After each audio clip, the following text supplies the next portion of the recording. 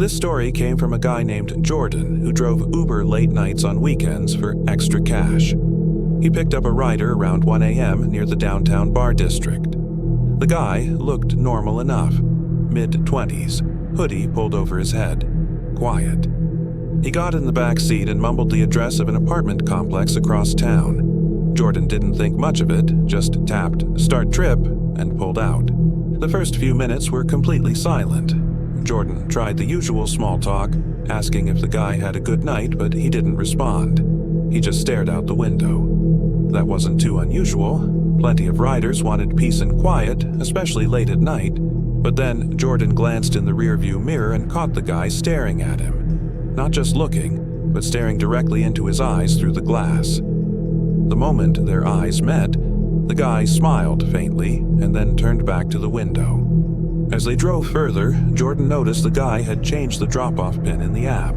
Instead of the apartment complex, it now showed a location on the edge of an industrial park. Jordan asked him about it, but the guy just said flatly, "Keep driving, it's fine." His voice was calm, but carried a weight that made Jordan's skin crawl. The industrial park was nearly abandoned at night, just rows of warehouses and empty lots. When Jordan pulled onto the dark road, every instinct in his body told him to get out of there. The rider leaned forward suddenly, his voice sharper now. "Turn left here." Jordan hesitated, his hand tightening on the wheel. That's when he saw flashing lights ahead, a police cruiser slowly rolling down the road. Without thinking, Jordan sped up toward the cruiser instead of turning. The rider cursed loudly, slammed his fist against the seat and barked, "I said left." Jordan ignored him and waved frantically at the officer as he stopped the car near the cruiser. The rider immediately yanked the door open and bolted into the shadows between two warehouses before the officer even stepped out. The cop questioned Jordan, but with no real crime committed, there wasn't much he could do besides take a statement. Jordan later drove back to that same warehouse district during the day just to see where the rider had tried to take him. The left turn the guy wanted? It led to a completely abandoned lot with nothing but a chain-link fence and overgrown grass. No houses, no businesses, nothing. Jordan still drives Uber sometimes, but never at night. He says the thing that haunts him most wasn't T the man, E as anger. It was the smile he gave him in the mirror before everything shifted, like he already knew how the night was supposed to end. This story came from a woman named Rachel, who drove Uber part-time while finishing school. It was a Saturday night around 11:30 when she got a request from a neighborhood just outside the city. She almost declined because it was a little out of the way, but the map showed the drop-off was closer to downtown, so she accepted. When she arrived, a man and a woman came out of a small house. They looked mid-30s, dressed a little too casually, almost like they had thrown something on last minute. They climbed in, the man behind her, the woman directly across from him. From the start, Rachel felt something was off. Most couples sat together, but they deliberately sat apart. She tried to brush it off. The man leaned forward after a few minutes and asked if she could take a different way to avoid traffic. Rachel told him the app already had the fastest route, but he insisted, pointing toward a turn. She hesitated, but not wanting a bad rating, she followed his directions. Soon, the houses disappeared and the road narrowed. She realized she was heading down a wooded back road she had never driven before. That's when the woman in the back finally spoke, but not to Rachel. She turned to the man and said in a flat tone, "This is good enough." Rachel's stomach dropped. She kept driving forward, pretending not to have heard. Her heart was pounding in her ears.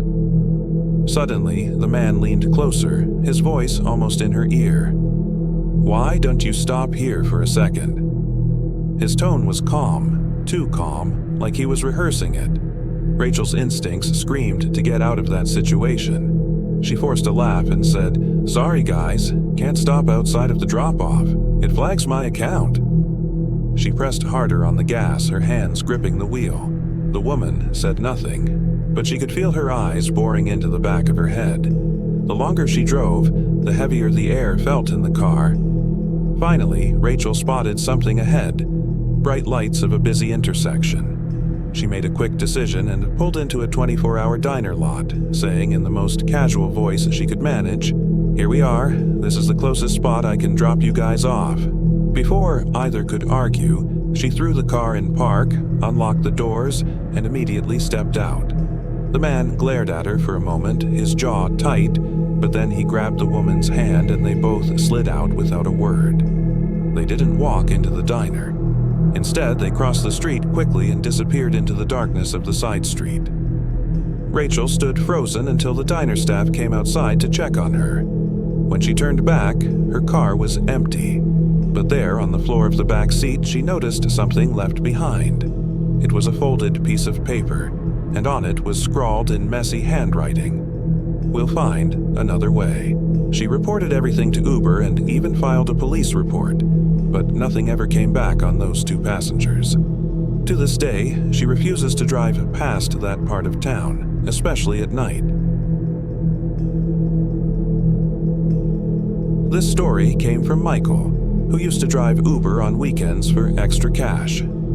I was driving late on a Friday night, the kind of night where the city feels restless, full of drunk laughter, shadows, and the occasional shout echoing from alleys. I had been on the road for about 6 hours, my last few rides uneventful, students going home from bars, a couple going back to their apartment, the usual. Then a new request popped up, pickup in a quieter part of town. The location was strange, almost on the edge of a small industrial area, but I accepted anyway. When I pulled up, the street was dark, lit only by one flickering street lamp. A tall man in a hooded sweatshirt stood waiting. He didn't wave or smile, just opened the back door and slid in without saying a word. I greeted him, asked if he was heading home, but he only gave me the address in a low voice, almost like a whisper. I started driving, telling myself not to overthink it. The ride was quiet at first. Too quiet. Most passengers at least check their phones or fumble with their bags, but this guy just sat perfectly still. Every time I checked the mirror, I could see him staring forward, his hood hiding most of his face. I tried the usual small talk, asked about his night, but he didn't answer. Instead, after a few blocks, he leaned forward slowly, close enough that I could feel his breath on my neck, and said, "You should take a different route." My chest tightened. The GPS had already mapped out the quickest way, but he insisted I turn down an older side road. Against my better judgment, I did. The street was nearly empty, lined with old warehouses and chain-link fences.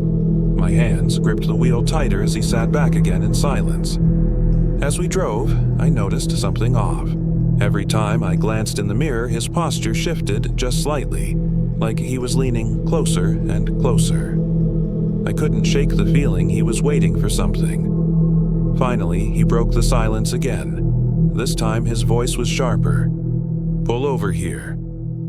We were in the middle of nowhere. No houses, no shops, just darkness. I said calmly, "Hey, this isn't the drop-off point." He didn't answer right away, just stared through the window, then repeated, "Pull over here." My instinct screamed at me. Instead of stopping, I pretended not to hear, drove a bit faster, and kept my eyes on the main road ahead. That's when I heard the sound. Something metallic clicking in his pocket like a blade being flicked open. My blood ran cold. I knew if I pulled over, I might not make it out. So I made a snap decision.